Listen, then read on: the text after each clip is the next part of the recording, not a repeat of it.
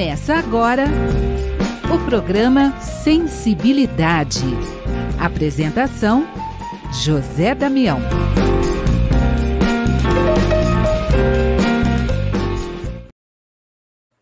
Alô, alô, alô, amigo ouvinte da Rede Boa Nova de Rádio, você que nos acompanha no YouTube, Tatiana Benites, gratidão, gratidão, gratidão por estarmos juntos mais uma vez. Estamos começando o programa Sensibilidade e o programa de hoje nós vamos trazer o Marcos Bernardi e vamos falar de 160 anos de um livro do Evangelho. Nossa, 160 anos do Evangelho segundo o Espiritismo. Uma oportunidade de a gente falar um pouco de Jesus aqui.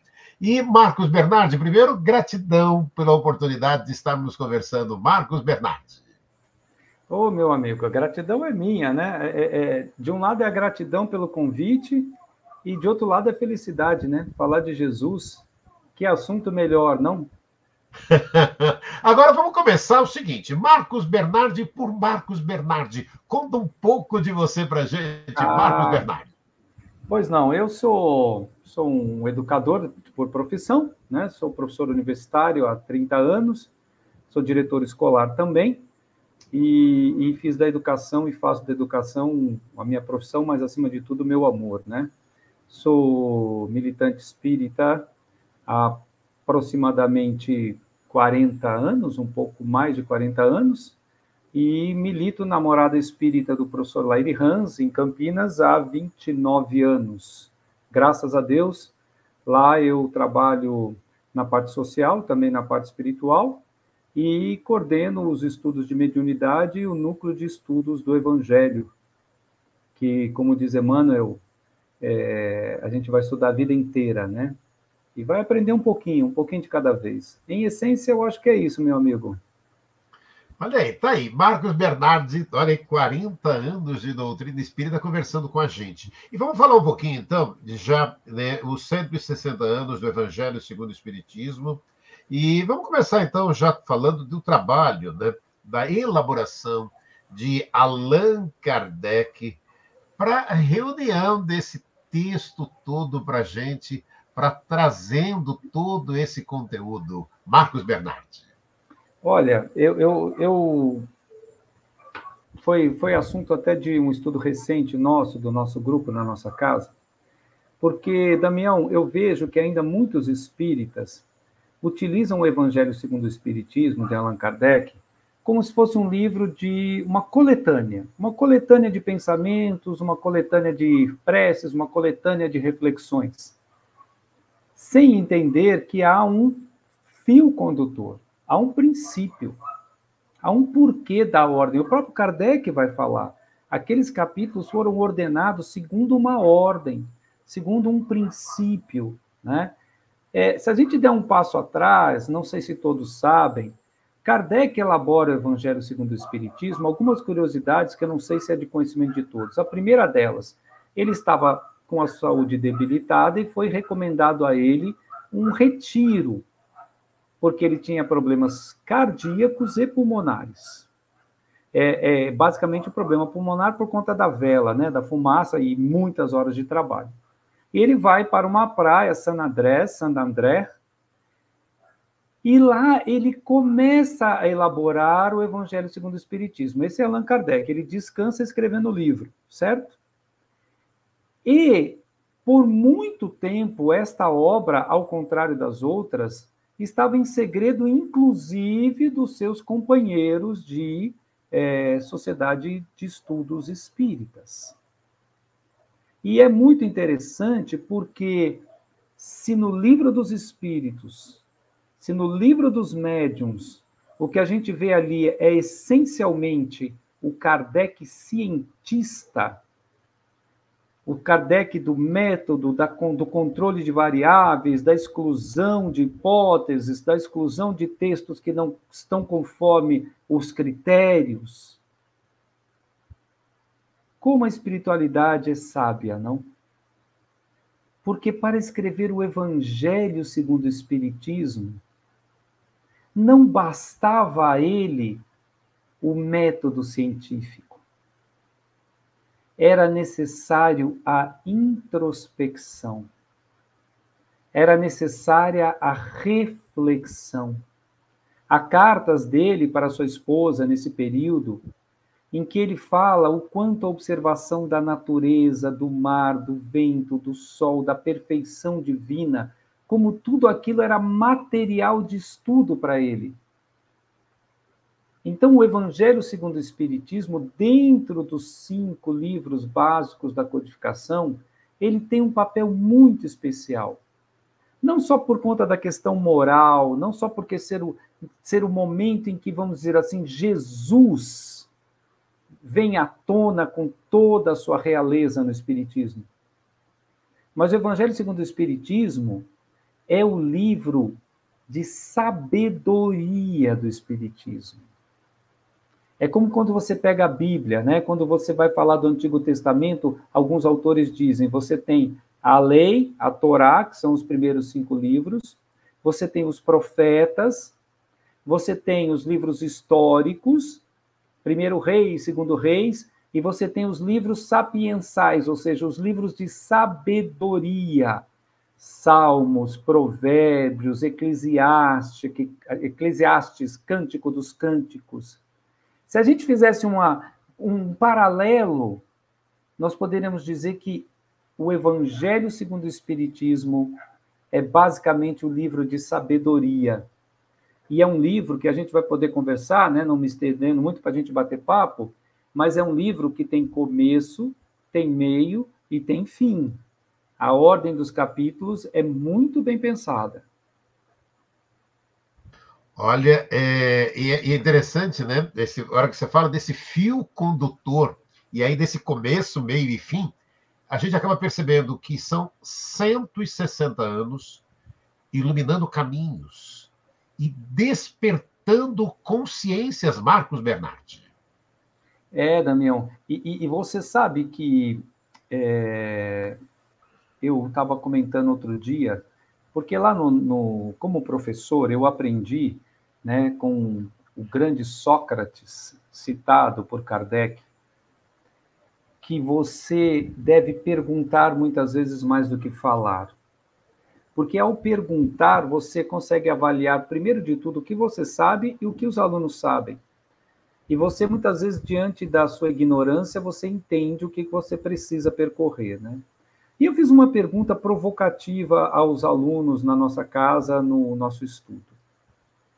Eu perguntei assim, qual é a moral nova que o Evangelho segundo o Espiritismo traz para a humanidade? Uns ficaram assim, uns acharam que tinha que responder, outros deram um chute lá. Eu falei, nenhuma. Alguns olharam para mim, nenhuma? E quem diz isso não sou eu, está escrito no Evangelho segundo o Espiritismo, há uma passagem que ele diz o seguinte, o Espiritismo não criou nenhuma moral nova, apenas facilita aos homens o entendimento das máximas do Cristo. Ele continua e vai dizer, fazei, pois, que ao vê-los se possa dizer que o verdadeiro espírita e o verdadeiro cristão são uma só e a mesma coisa. Bom, então todo mundo parou e falou, bom, então não tem moral nova, a moral que está lá é a moral do Cristo? Aí eu falei, vamos continuar que está ficando bom. Falei, bom, deixa eu fazer uma pergunta para vocês. Se a base, se a moral, se o fundamento da moral do espírita é Cristo, é Jesus e o seu evangelho, eu vou fazer para vocês uma pergunta que me fez um irmão de uma outra denominação. Se a base é o evangelho e é Jesus, se está lá na Bíblia, no Novo Testamento, esta base, por que então vocês não vão lá e leem a Bíblia?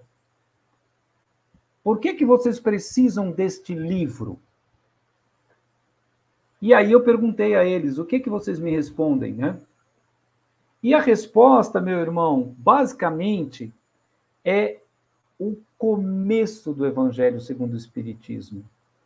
Os 4 primeiros capítulos. Porque os 4 primeiros capítulos do Evangelho segundo o Espiritismo são as ferramentas são a maneira como se Kardec dissesse, é famosa frase, Jesus é a porta, Kardec é a chave, a famosa frase de Emmanuel. É como se ele dissesse, olha, há passagens do Evangelho, há passagens obscuras, há passagens aparentemente místicas, há simbologias que vocês não entendem, porque lhe falta as chaves para abrir isto. E do que eu estou falando? Veja bem, se eu, como muitos, com todo respeito, entendem, acredito que eu nasci agora, nesta existência, que eu nunca vivi antes, que eu passei a existir do zero agora. Eu preciso explicar, por exemplo, o sofrimento. Eu preciso explicar especialmente o sofrimento de nascença. De uma criança que nasce sem braço, que nasce sem perna, que nasce cega. Bom, mas ela acabou de nascer. Ela não existia antes. Mas você me diz que existe um Deus que é soberana justiça, soberano amor e soberana sabedoria. E que ama igualmente a todos os seus filhos. Então você tem que me ajudar, me explica. Se ele ama igualmente a todos, se todos nascemos do zero, por que ela nasceu sem perna e braço e eu não? E como é que eu vou lá no Evangelho de Jesus de 2000 anos atrás, leio aquele Evangelho e consigo respostas para perguntas como estas? Então veja a sabedoria de Kardec. Ele começa por evitar qualquer polêmica vazia. Ele começa por evitar qualquer conflito gratuito com as outras religiões. Então, ele muito sabiamente coloca como primeiro capítulo, eu não vim destruir a lei. Como a nos dizer, há uma continuidade nos ensinamentos, que vem lá de Moisés, que era o que era possível, passa por Jesus, que vem e traz aquilo que é possível, e o Espiritismo vem sintetizar, completar o edifício. Mas, se a gente olhar o primeiro capítulo, Damião, é assim, as 3 revelações, bom, Moisés, Jesus, Espiritismo. Pois bem, acabou. Não. Qual que é o 4º item? A aliança entre a ciência e a religião. É quase como se Kardec dissesse, era necessário que a ciência se desenvolvesse para iluminar a fé e que a fé pudesse, ao mesmo tempo, dar sentido à religião, para que fôssemos ao texto bíblico e pudéssemos entender o seu sentido. Porque sem a ciência, eu estaria por aí repetindo que o mundo foi de fato criado em 6 dias. E a ciência vem e vai dizer, isso é impossível. Bom, se isso é impossível, como é que eu interpreto o texto bíblico? Aquilo é uma metáfora, aquilo é um símbolo. Bom, mas ele vai dizer o quê? Não vim destruir a lei. E depois ele vem e vai dizer o quê? Meu reino não é deste mundo. Como a dizer assim, olha, há uma continuidade. Além disso, a Terra é um planeta na ordem magnífica, gigantesca de bilhões, de trilhões de planetas. Portanto, vamos sair daquela egolatria infantil de achar que a Terra é o centro do universo e de achar que Deus tem perna, braço, barba, nariz e boca e que, portanto, não só a Terra é o centro do universo, como o homem é o centro da criação. Então, Kardec vai dizer assim, não, Deus é cósmico e universal. Por isso que o reino de Jesus não é deste mundo. Afinal, há muitas moradas na casa do meu Pai. E como é que eu vou ter consciência de tudo isso? Como é que eu vou conseguir conhecer tantas moradas Como é que eu vou conseguir fazer um percurso tão gigantesco em tão pouco tempo? Não, meu filho, aí que tá, você não vai. E aí Kardec apresenta o último capítulo dessas ferramentas básicas para olhar e ler e entender o Evangelho. E qual é o último capítulo? O quarto dessa primeira parte. Não se pode ver o reino de Deus sem nascer de novo. Ou seja, é como se Damião Kardec viesse e nos dissesse assim: se você não entender que você é um espírito que antecede ao seu corpo, que você já viveu antes, que você vai viver depois, portanto, se você não entender que existe a reencarnação, se você não entender que não existe céu e inferno eternos, se você não entender esses conceitos básicos, quando você for ler as passagens do Evangelho, você não vai conseguir entendê-las perfeitamente. Então, na primeira parte, nos 4 primeiros capítulos, é como se Kardec nos dissesse: toma aqui as ferramentas, meu filho. Com esses conceitos, com este entendimento de que existe pluralidade de vidas, que existe vidas anteriores, que existe reencarnação, que não existe céu e inferno, existem estágios evolutivos dos planetas. Agora sim, com esses conceitos, você vai lá no Evangelho de Jesus, você vai ler aquelas passagens e você vai entender de outro jeito. E aí acaba a primeira parte. Aí vem a segunda e vem a terceira. Não sei se você quer comentar alguma coisinha ou se eu sigo. Olha, eu tô adorando, né, esse bate-papo aqui, né? Mas não, podemos até deixar você seguir, porque você citou, né, de começo, meio e fim, e aí é uma parte que é muito interessante, né? Ele é estruturado, são 28 capítulos, né? Com passagens evangélicas seguidas de instruções dos espíritos. E aí você está separando, inclusive, por trechos, né? Desses 28 capítulos. Então, vamos seguindo com o Marcos Bernardi aí, para que ele possa até contar para a gente desse começo, meio e fim para a gente dos 160 anos do Evangelho segundo o Espiritismo. Vai, Marcos. Beleza, Damião. Então, assim, né, meus irmãos? Então, vamos supor, eu te dei as ferramentas, agora você vai entender melhor o Evangelho. Mas eu sempre gosto de dizer o seguinte, quando a gente estuda na parte de interpretação de texto, o que a gente aprende? Que não basta você ler o texto, você tem que saber quem escreveu o texto, em que contexto escreveu o texto. Porque, por exemplo, palavras têm significados diferentes em épocas diferentes da humanidade. Palavras têm significados diferentes em línguas diferentes. Tanto é que um dos grandes desafios de você interpretar o Evangelho de Jesus é que Jesus falava aramaico, que é uma pequena variação do hebraico, porém, os evangelhos originais foram escritos em grego, que era a língua franca. E muitas vezes de grego foi para latim. Né? Não dá tempo hoje, mas isso explica muitos dos problemas da tradução. Mas, basicamente, você sempre tem que ir um pouco além do que está meramente escrito. Né? Você tem que saber, mas peraí, quem escreveu? Quando escreveu? A mesma coisa vale para quem lê. Quem lê, quando lê e aonde lê.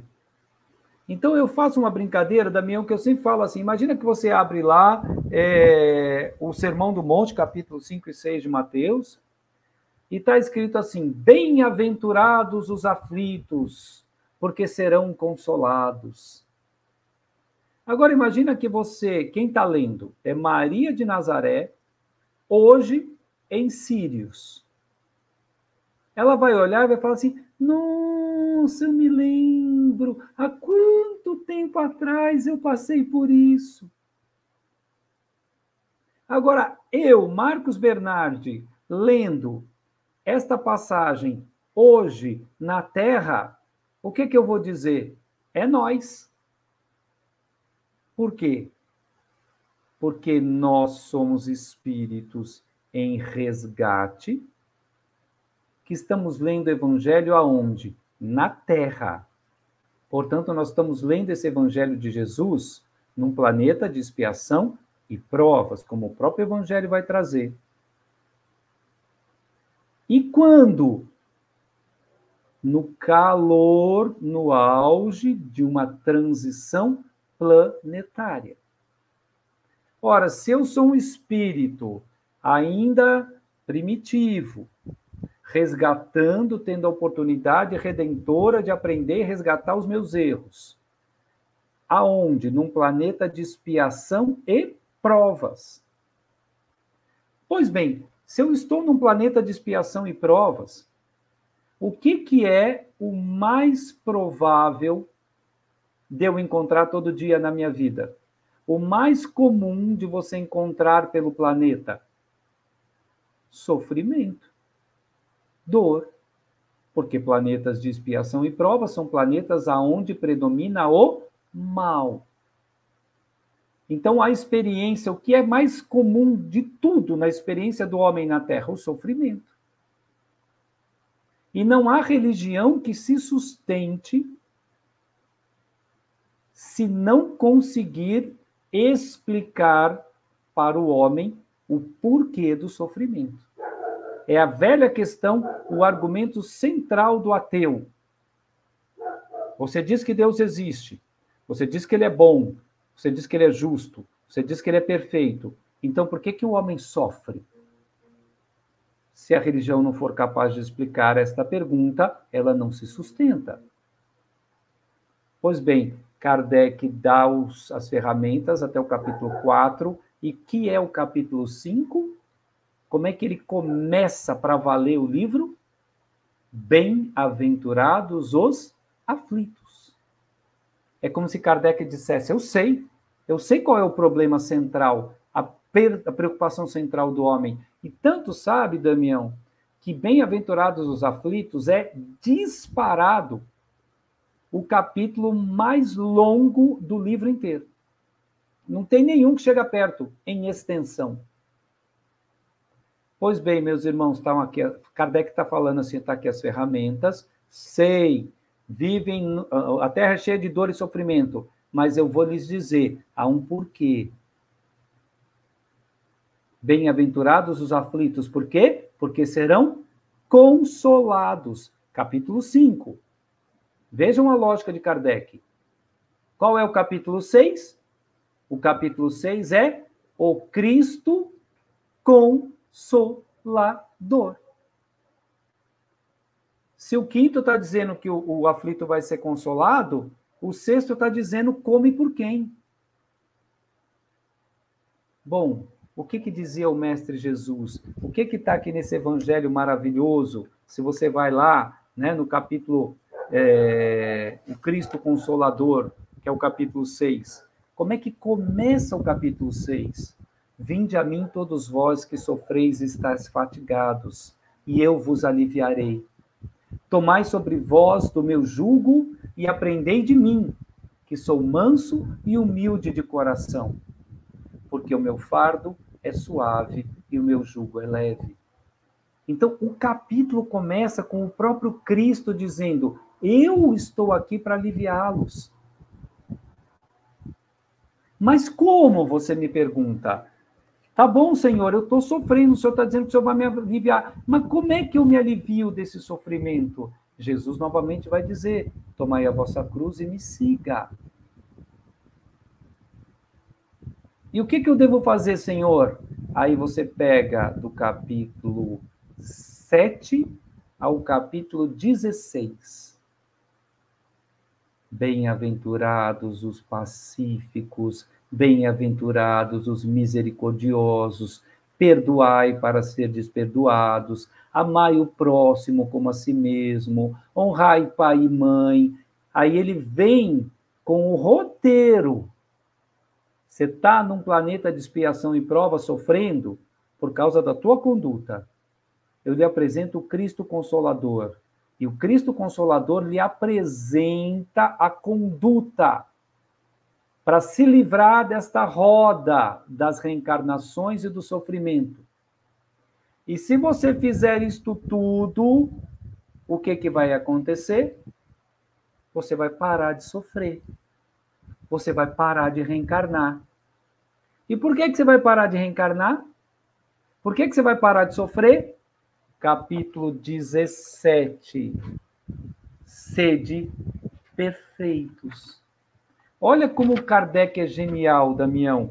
O capítulo 17 é sede perfeitos, não é?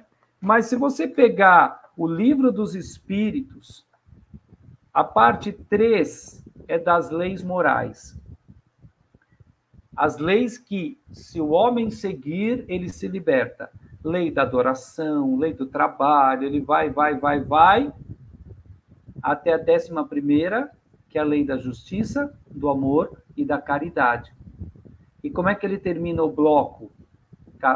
Capítulo 12 da 3ª parte. A perfeição moral. Ele termina o bloco das leis morais com o mesmo praticamente título que ele termina o bloco do roteiro. Então, o segundo grande bloco do Evangelho segundo o Espiritismo é, muito bem, eu dei as ferramentas para você ler e entender o que Jesus está dizendo. Se você não entender que não existe céu eterno, que não existe inferno eterno, que não existe punição, que você reencarna, que Jesus está falando cifradamente das muitas vidas, tem muita passagem do evangelho dele que você não vai entender. Ah, muito obrigado pelas ferramentas. Então, vamos lá. O que você está... O que está acontecendo com você? Estou sofrendo, como todo homem na terra, bem-aventurados os aflitos. Como é que eu deixo de sofrer? Segue Jesus, capítulo 6. E se eu seguir Jesus, o que eu tenho que fazer? Misericórdia, perdão, pureza de coração, honrar pai e mãe, seguir a Deus e não a mamão. Vem o roteiro.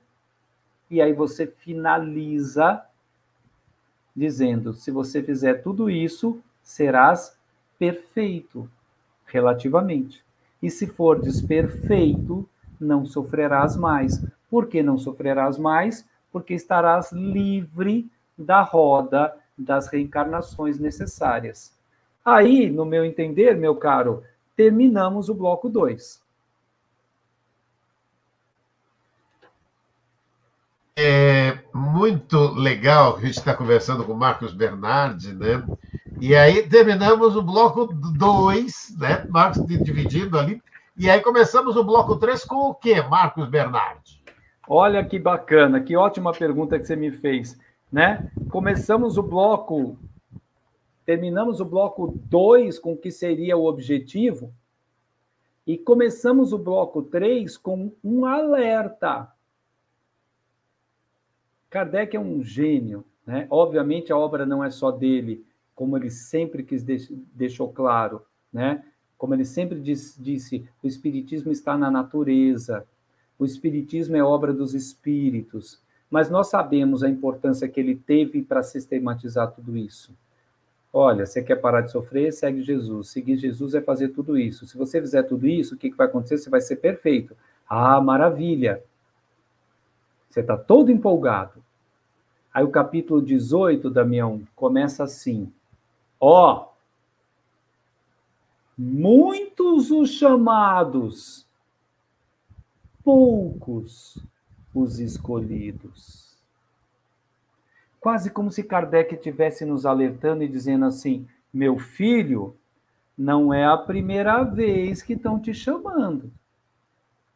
Não é a primeira vez que estão te avisando disso daqui.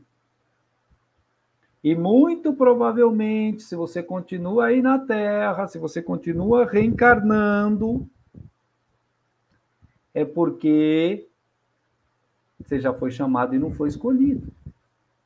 E aí ele vai começar o terceiro capítulo, a terceira parte, perdão. O que é essa terceira parte? Eu estou te dando os elementos íntimos da sua mudança. Perdão, humildade, misericórdia, pureza de coração, amor ao próximo. Agora, como é que você vai saber se esses elementos estão em você? Se você só está no treino ou se você pode ir para o jogo? Você só vai saber indo para a vida. Você só vai saber testando a sua fé. Você vai saber submetendo-se à prática de tudo isso. Aí você pega, né, rapidamente, capítulo 19, a fé transporta as montanhas. Capítulo 20, trabalhadores de última hora. Capítulo 21, haverá falsos cristos e falsos profetas. E aí ele vai até o capítulo 27. Então, ele vai começar por um aviso e vai dizer, olha, agora vai para o mundo. Agora vai praticar. Mas tenha fé. Porque se você tiver fé, e aqui eu gostaria só de um pequenino, uma parada muito rápida para a gente elucidar uma coisa que existe uma confusão muito grande. Fé é uma coisa. Crença é outra coisa. Fé, em hebraico, é emuná. Emuná é a mesma raiz de onde vem emen, amã e amém. Que Jesus fala o tempo todo, amém, amém, amém. E emuná significava firmeza, solidez. Para você ter uma ideia, era uma palavra que se usava para se referir a estacas firmes e solidamente fincadas no chão. Era algo em que você podia confiar.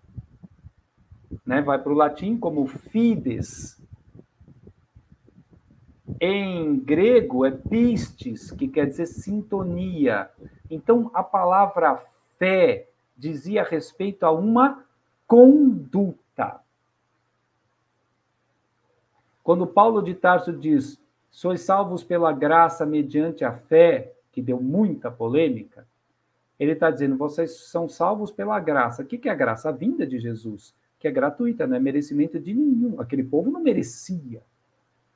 Mas ele vai dizer, vocês sois salvos pela graça mediante a fé, ou seja, uma vez que aquele evangelho vos foi dado, se você tiver conduta. É por isso que Tiago, na sua carta, vai dizer, a fé sem obras é morta e de nada me vale. Então, fé é uma coisa, crença é outra. Crença é um ato da mente. Você acredita em Deus? Ah, acredito. Primeiro revés da vida, primeira dificuldade da vida, desespero. Vide pandemia. Você é protestante? Sou. Católico? Sou. Você é espírita? Sou espírita militante. Pandemia. Tranca no quarto, chora, põe um cobertor em cima da cabeça e pede, pelo amor de Deus, para não morrer. É capaz que o seu mentor dissesse assim, meu amigo, morrer não tem jeito, é só uma questão de tempo. Mas, o que ele está dizendo? Você vai para o mundo agora? Então agora nós vamos testar a sua fé. Agora nós vamos testar o seu compromisso. Agora nós vamos testar se você é trabalhador de última hora ou não. Agora nós vamos testar se você busca e achar, capítulo 25, se você vai buscar e achar. Agora nós vamos testar capítulo 26, se você vai dar gratuitamente o que gratuitamente recebeu.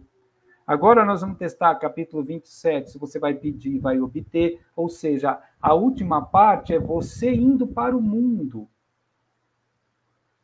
E aqui eu acho que tem um ponto, meu amigo, que é muito importante para nós espíritas. Pestalozzi, que era o mestre de Kardec, ele criou a pedagogia do amor. E ele dizia que era pensar, sentir e fazer. A pedagogia Waldorf, inspirada em Steiner, que é da antroposofia, que bebe muito dessa sabedoria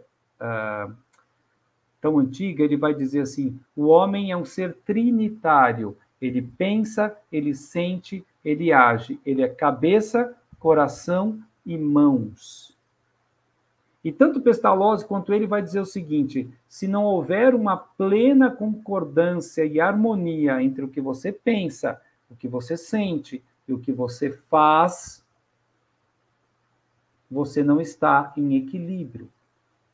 E por que digo isso? Porque muitas vezes o espírita, ele dá uma importância enorme para a ciência, que é muitíssimo importante.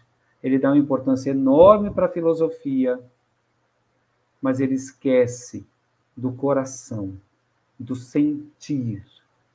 Eu estava conversando com Denise no Obras Memoráveis, domingo, Denise Lino, e nós comentávamos sobre os mensageiros.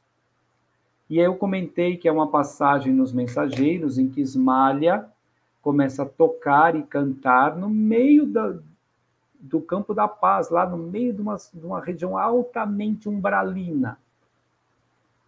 E ela começa a cantar e começam a sair flores do peito dela, fluidos transformam-se em flores, e é uma chuva de flores sobre todos eles.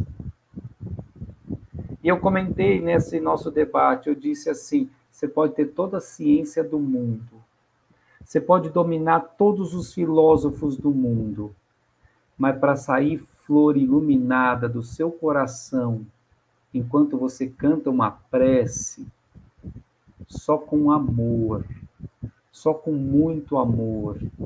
Então é por isso que eu considero o Evangelho segundo o Espiritismo um livro único dentro do conjunto dos 5. Porque é o livro que vai falar para nós assim, ei, acorda. Você está achando que você vai chegar no céu só com isso aqui, ó? Só com a tua cabeça? Só com o teu raciocínio? Gosto muito de uma frase de Emmanuel em que ele diz, não me lembro, estou citando de memória, então não estou citando literal, mas Emmanuel vai dizer, no céu, quem muito amou vai à frente de quem muito sabe. Então, essa é a grandeza desse livro. Não é à toa que o mestre Kardec precisou de um retiro, precisou elaborar em silêncio, precisou ir além da filosofia, ele precisou ir além da ciência, ele teve que se encontrar consigo e com Deus, como ele mesmo narra, na areia, no mar, na brisa, no pôr do sol, para que ele pudesse criar um livro que, ao mesmo tempo em que é profundo, filosófico, logicamente sustentado, é um livro que emociona a cada página. É um livro poético. É um livro que toca o coração. E nós, espíritas, não podemos nos esquecer disso. De nada vale a filosofia, de nada vale a ciência, se ela não te transforma em alguém melhor. Se ela não te capacita para literalmente amar mais e melhor. Eu penso que é por aí, meu irmão. Olha, e aí, o que é rico, né? O que você está trazendo é bem isso, né? Esse pensar, sentir e fazer é o que a vida nos oferece de colocar em prática tudo isso, e aquilo que você estava dizendo, né? Com amor, é de você, então, é aquilo, tá dentro de todo esse contexto da nossa existência, né? E aí, agora é a hora da gente colocar o amor em prática, né? Essa parte de amar ao próximo como a nós mesmos. E é bem isso, é pensar, é sentir e é fazer colocando em prática. E a gente parar e pensar como é rico que a gente tem toda essa oportunidade nessa existência, Marcos Bernardi. Não tenha dúvida. Eu sempre fico pensando assim, tá no Evangelho segundo o Espiritismo. A quem muito foi dado, muito será cobrado. Então, às vezes, eu vejo, meu caro, um espírito aqui, outro ali, que, meio sem perceber, deixa escapar uma certa soberba, deixa escapar um pouco uma sensação assim, sabe, quase como quem diz, a gente é mais esclarecido, a gente tem mais sabedoria, mais conhecimento, a gente recebeu informações mais sólidas. Tá bom, meu caro, mas você sabe o quanto isso implica? Você sabe o quanto vai ser cobrado de você? E vai ser cobrado exatamente da prática. Para mim, uma literatura obrigatória que todo espírita tem que ler é Voltei. O livro Voltei, magnificamente escrito, humildemente escrito por aquele que vai narrar a sua experiência pós-desencarne, que hoje sabemos que é o nosso presidente, né, o presidente da federação, enfim. O que aquele livro é fundamental para o espírita? Porque aquele livro justamente vai dizer assim, ó, sem coração, se foi só a cabeça que ficou com 5 metros e o coração voltou com 30 centímetros, tu vai retornar, e vai retornar, e vai retornar. Porque se a religião é religare, é retornar ao Criador, como diz Emmanuel, estamos todos em rota de ascensão rumo ao Pai. E se João diz-nos no seu Evangelho que Deus é amor, ele não diz que Deus tem amor, ele não diz que Deus é o amor, ele diz Deus é amor. Ora, se Deus é amor, qual é a chave para eu me religar a Ele? Qual é a chave para eu poder cada vez mais estar próximo a Ele? Senão o amor. Então, meu amigo, eu creio que essa é a grandeza do Evangelho segundo o Espiritismo.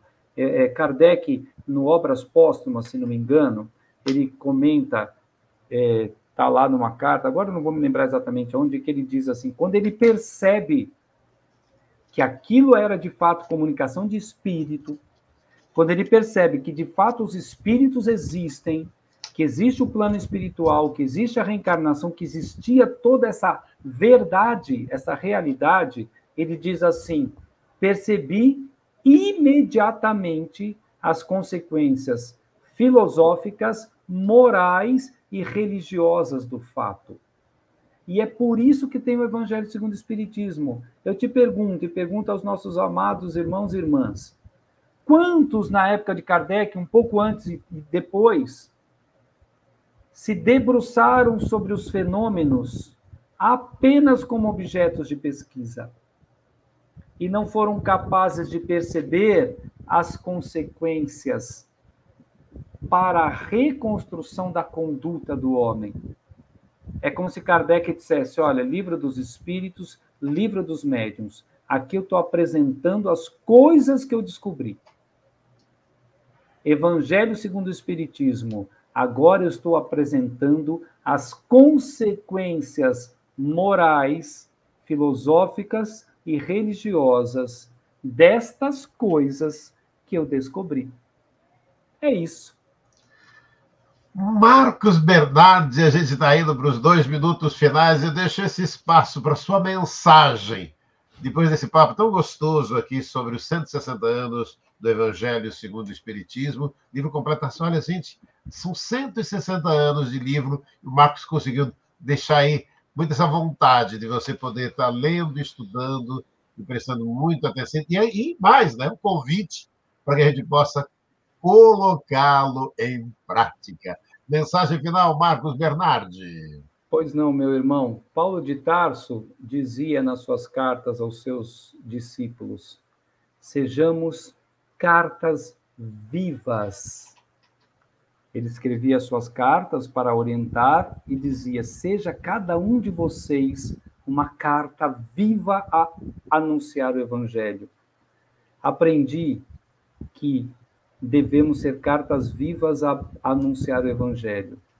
Mas aprendi também que a melhor pregação que existe para os seus familiares, seus amigos, para todos que você quiser levar, a melhor pregação que existe é a pessoa que você se torna. Essa é a pregação mais sólida, porque o Evangelho de Jesus não é, nem nunca foi, apenas o que ele disse está escrito. O Evangelho de Jesus é a vida de Jesus. Então, que possamos ser cartas vivas, levando o Evangelho do Mestre a todos à nossa volta, a começar por nós mesmos. Muitíssimo obrigado, um beijo, um abraço a todos vocês.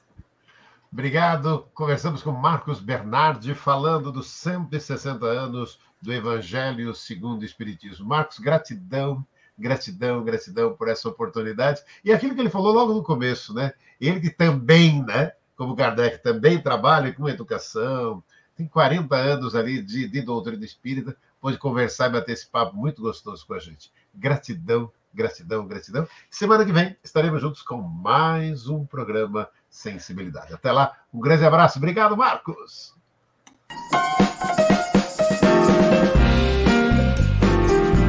Você ouviu o programa Sensibilidade.